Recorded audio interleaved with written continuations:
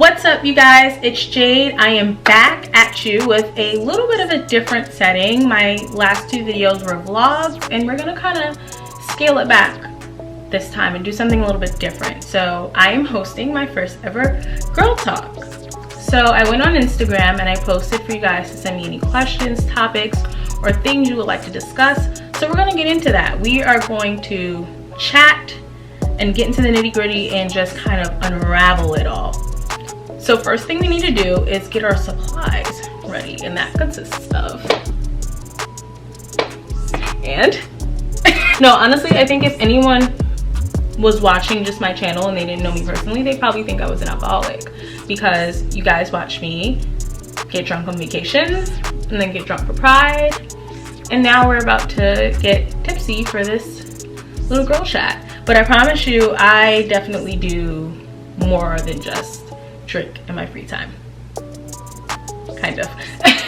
So nonetheless, we're gonna get started. So I have right here this Barefoot Pink Moscato. I am a sucker for some cheap wine. Okay, I definitely probably need to step it up and drink something a little bit better. My go-to choice is usually the Sweet Bitch, but they didn't have the version without the cork. And call me cultureless wine, but I hate wine with corks, because once I uncork it, I have to recork it, and that is a lot of work. So we're gonna start off. If you're watching this video, definitely do the same. Like I said, don't sleep, do not sleep on the cheap wine, okay? I definitely think as like I get older, I want to start kind of like investing and looking for wine. I have this aunt who always has this really great exotic wine, and that's my goal, to be the same thing. But for right now, Barefoot. So I posted for you guys to send me some stuff to talk about, and they were all related to guys, and I kind of have to like just ask, like check up on everybody, like, are you guys having guy problems? Like, are y'all okay? But nonetheless, I think guys and relationships and just men in general, I think it's always a hot topic, because it's kind of like that equation that can never be solved. Now, I am far from a dating guru. I have made my fair share of mistakes when it has come to dating and men in general, but I personally think that I have really good foresight. I'm able to look back on situations and figure out, you know, what I could have done better, what I could have been more hip to, and I have really great insight because I learned from those situations and I use them in my new endeavors. So I got my notes here, okay, because your girl is organized. So one of the first ones I got was dating after a long-term relationship.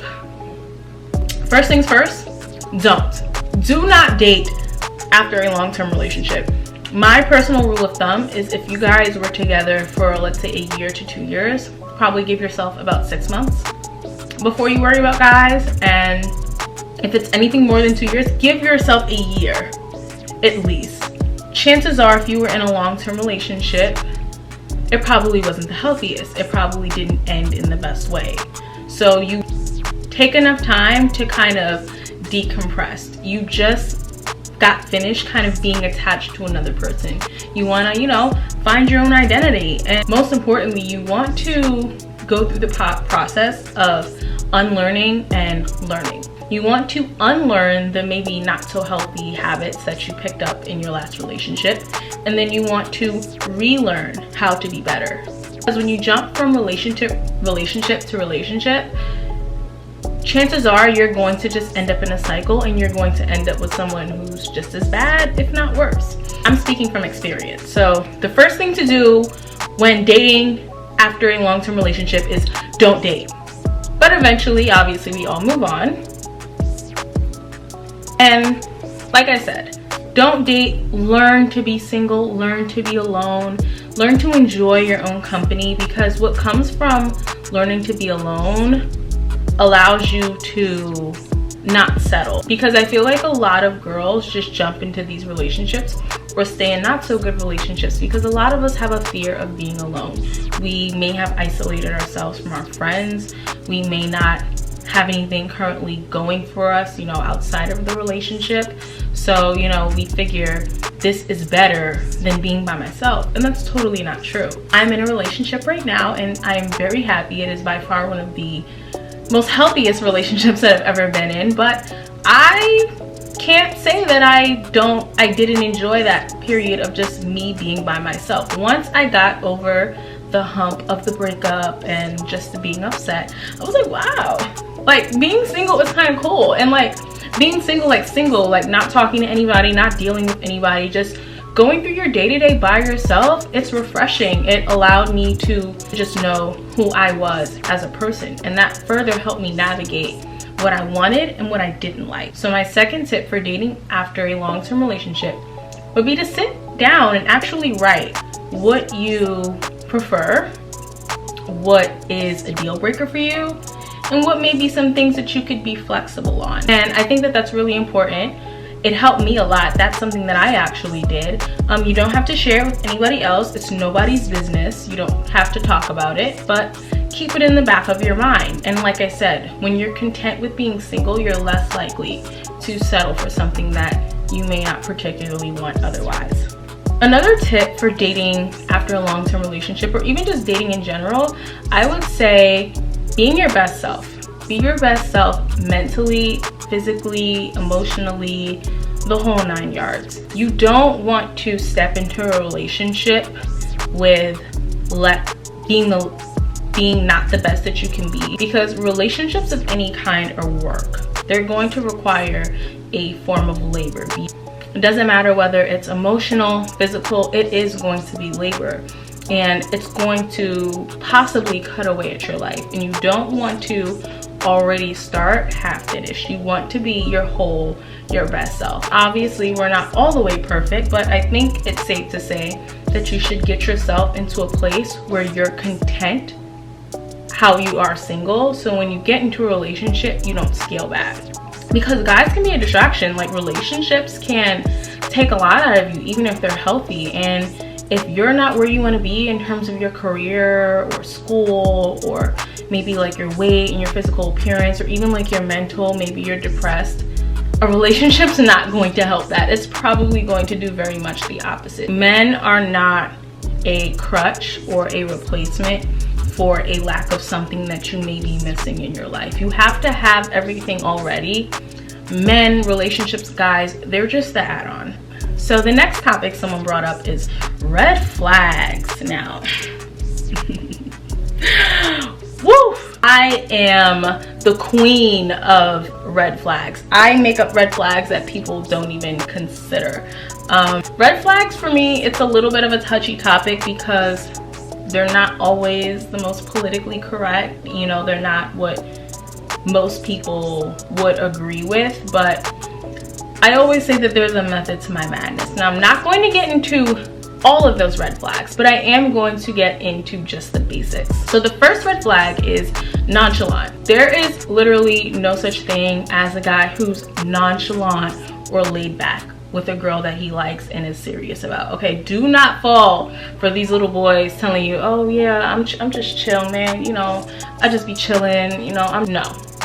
If a guy really wants you, even if he's more laid back by nature, he is going to make sure that you know that he's interested in you and that he's interested in you in a very serious way. If he's displaying hot and cold behavior or acting like he doesn't really care, then you should take that for what it is, because chances are he doesn't really care, or he just sees you as an option. And you should never be with someone who sees you as an option. You should always be the priority. Accept that he may not be the one and just move on. Second red flag, crazy exes. So I'm gonna tell you this because no one else will, and I love you and I care about you for real. That crazy ex, that's his girlfriend. That's his girlfriend. Like, crazy exes don't exist. That is his girlfriend, and he is lying to you about what their relationship is. At best, they're still sleeping together. Like, do not get involved with that. At the end of the day, a car cannot run without gas. If there's a girl in his life that's consistently popping up and trying to make herself known, and he was dealing with her in the past, it's safe to say that that is his woman, whether he claims her or not. And no less, if a guy says he has a crazy ex, I would say 9.5 times out of 10 he did something to make her crazy. You know, you really have to ask those questions. Like, is she crazy? Why? Like, guys always say they have a crazy ex, and it's just like, where are you guys finding chicks at? Like, the mental asylum? Like, everyone you deal with is crazy? Probably not. You're probably making them that way. Don't be the dummy, don't be the clown, and believe everything that he says, because for surely you will be next. Okay, so I'm telling you this because I love you for real. Don't be a statistic. He treats other women or other people in general bad. That's another red flag that I tend to bring up. I like to date guys who are good people. Now, finding a guy who's a good person, that's kind of hard, but it's worth the wait. You know, you want to pay close attention to how he treats everyone in his life, how he treated people who weren't in his life, including his exes. Now, obviously, all relationships end for a reason, but if he treated the women that he used to deal with like shit, that should be a red flag for you as well, for you to not deal with him, because love and chemistry are feelings that do eventually fade. What keeps relationships going is respect. Love fades, respect is forever. If you don't have that foundation at the base of your relationship, it'll only be a matter of time before he starts treating you the way that he may have treated other women. Like I said, don't be a clown. Like, drop out of clown school. I know a lot of girls find it sort of like a compliment, like, oh, he treated all those girls bad, but he treats me like a queen. Like, drop out of clown school. Don't accept the clown award. Like, and I have to say this, you know, let me take a sip of wine. To just go ahead and say this and just break it down. You are not special. You're not. Like, we are. There are 7 billion people in this world and we're all individuals. Yeah, great. But at the end of the day, we're all still human and we are more alike than we're not alike. Please do not think that you have this special characteristic about yourself that's going to suddenly make him treat you better than he's treated other women. It doesn't matter how pretty you are, what you do for a career, where your degree came from, you know, how good you can cook, how good your is. If he doesn't respect women as a whole, you are not going to change that. That is a character flaw within him. So if you see him treating women not too well, you should probably run before you be next. So the next red flag I'm going to talk about is one that's really, really serious, but I don't feel like gets enough shine in like the mainstream dating conversations.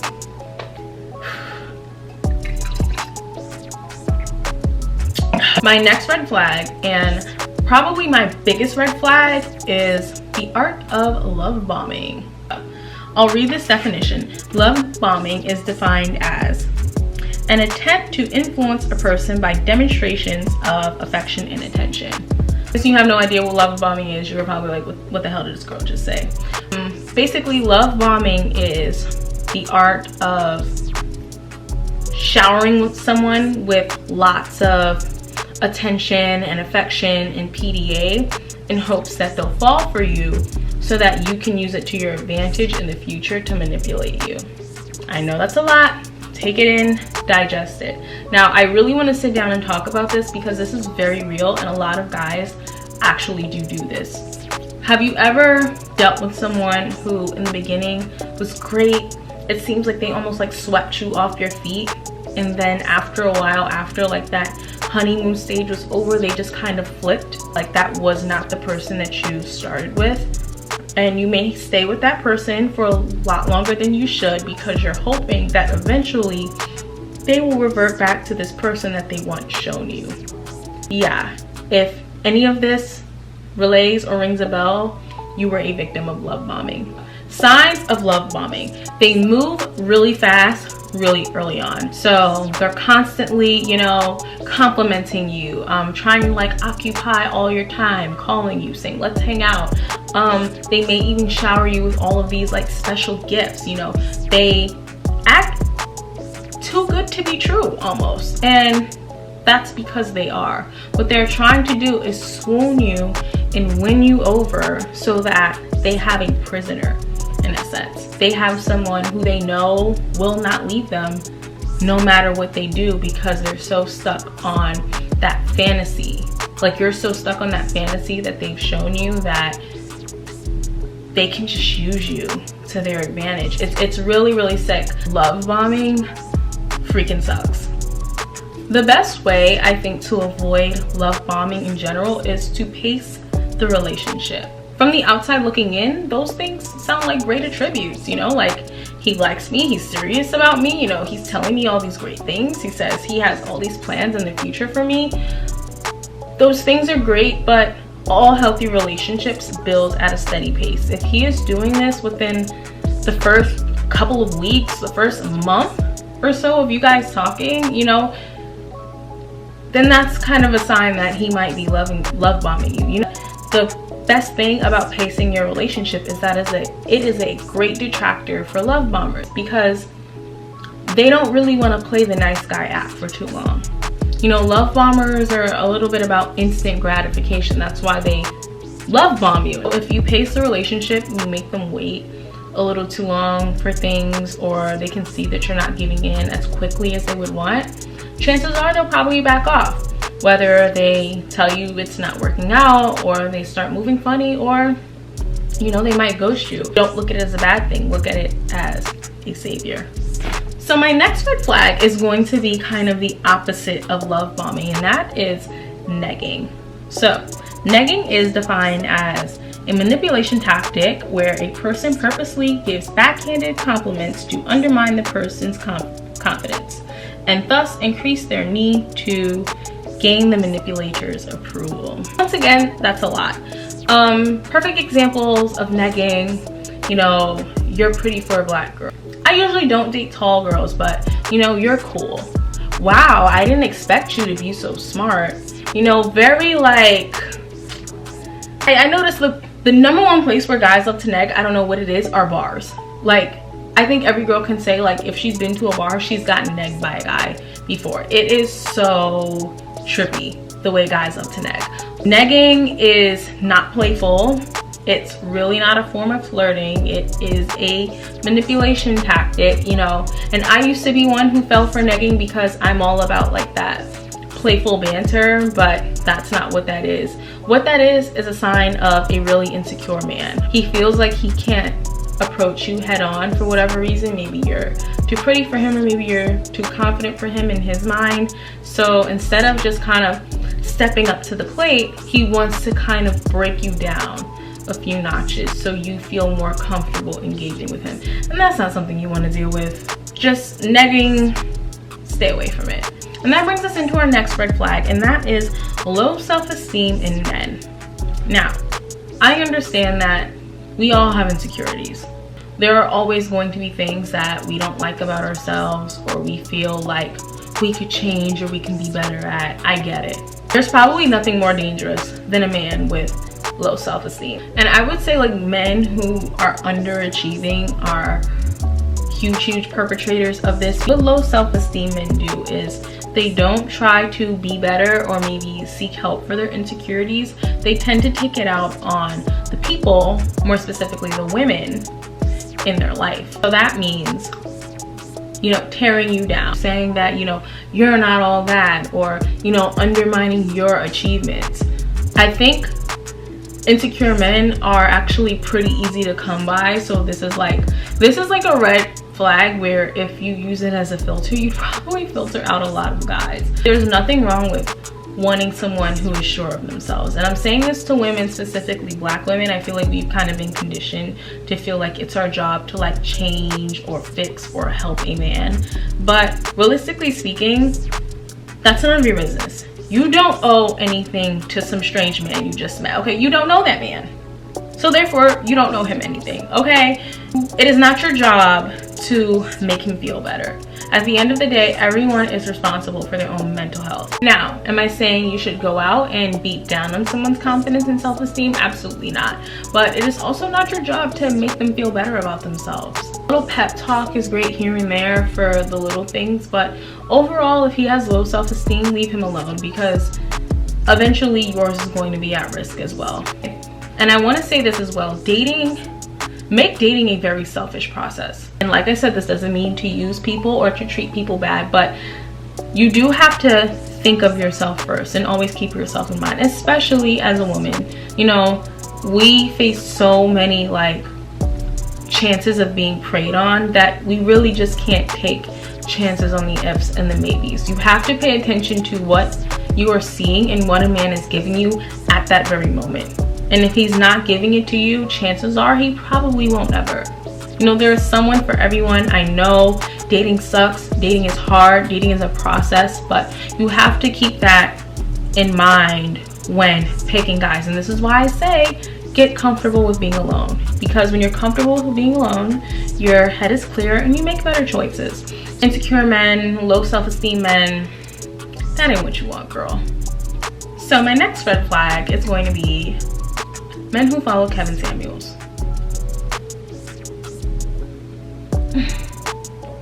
Enough said. Check his Instagram followers, check who he subscribed to on YouTube. Make sure he's not following that man and any other man or like red pill MGTOW content creator. Men like that just hate women. They have a subconscious disdain for women, and listen, he's on the down low. He's probably gay. If he doesn't like or respect women, then who else is he gonna be with? Men. And that's not even to be homophobic, but hey, don't get in the way of anyone finding their soulmate, even if that man's soulmate is another man. Stay out the way. So the next topic I got to talk about is how to avoid men during your level up. So how to avoid men during a level up? I would say that you don't have to make that like a requirement for you. It's not necessary to not deal with guys, but like I said, if you're trying to work on being your best self and you're not quite where you want to be, then it might be in your best interest to kind of keep guys and dating on the back burner. And my answer to that would simply be what I said and reiterated plenty of times in this video. You know, get comfortable with being alone. Enjoy yourself, enjoy your company, enjoy your family, enjoy your friends, get a hobby, get things that you look forward to do outside of your regular, you know, day-to-day routine.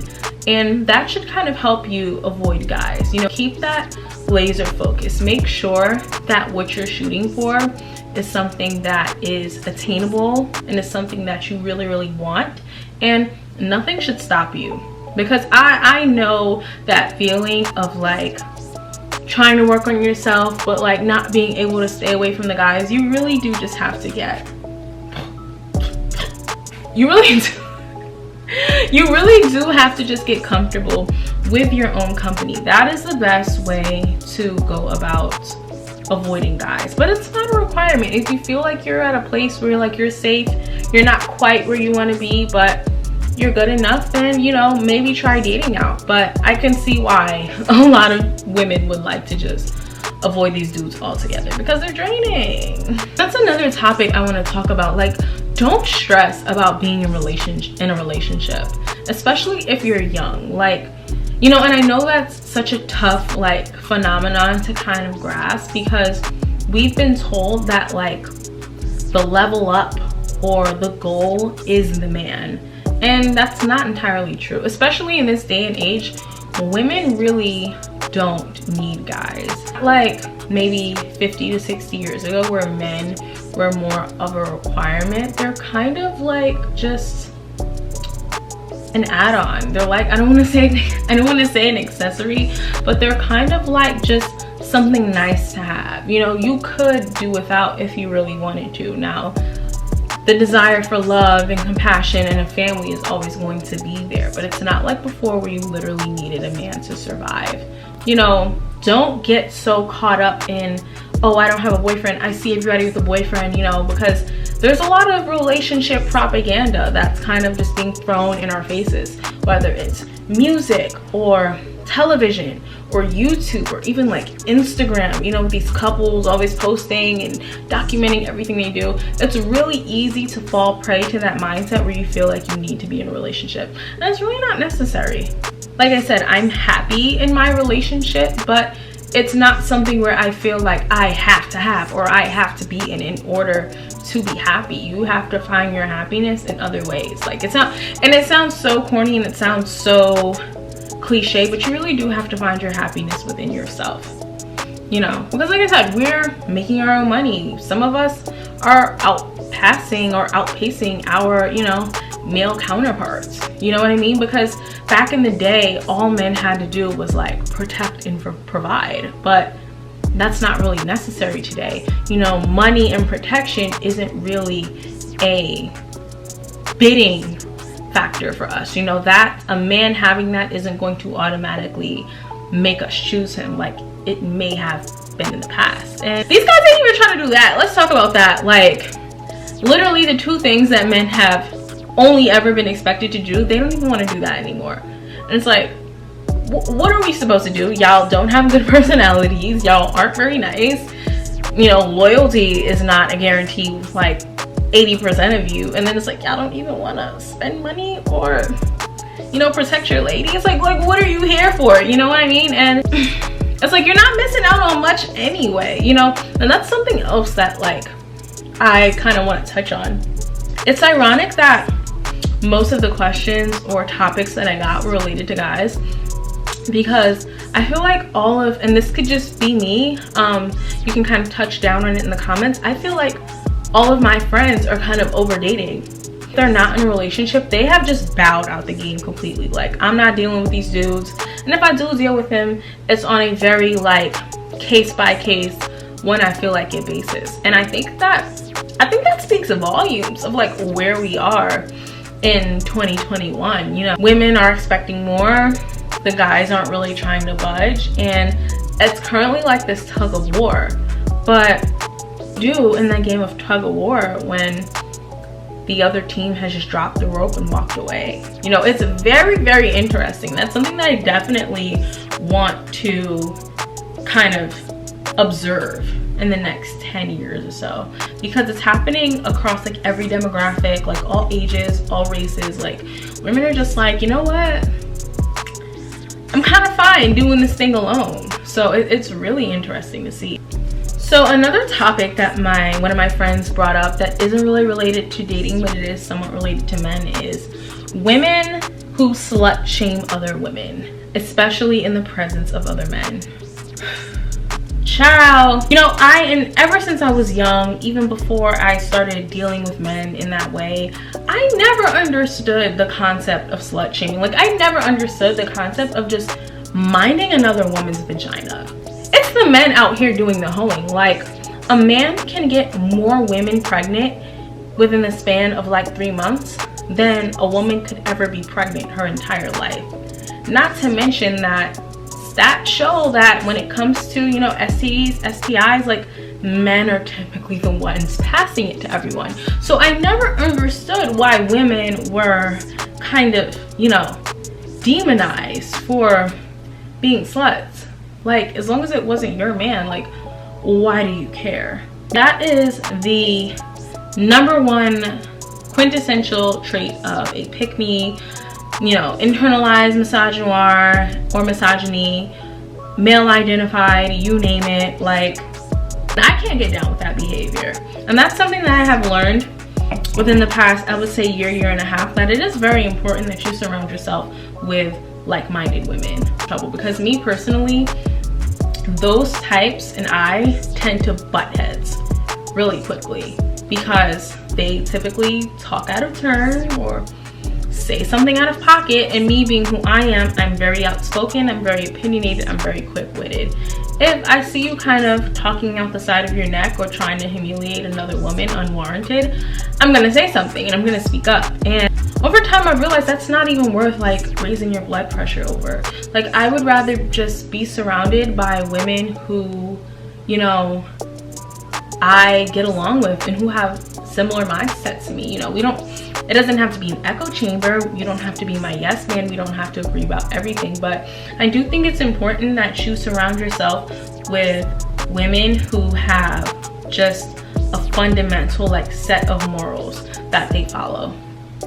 And that's also why I'm not keen on being in co-ed spaces. Not saying that I don't like talking to guys or interacting with guys. I do kind of like, you know, that battle of the sexes mentality sometimes.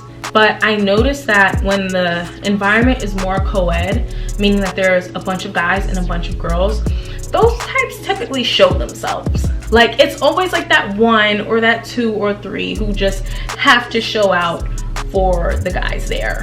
I just prefer to, you know, and it's always great to talk to men and get their perspective on things, but for the most part, I like to keep things in-house and to just kind of talk about things to just other women. I feel like women tend to be a lot more honest, a lot more open when they're just in the presence of other women. I feel like women always wanting to kind of just include men in their spaces and their conversations have kind of led to us, and this is just a theory, but just kind of learning our Krabby Patty secret formula, if you know what I mean.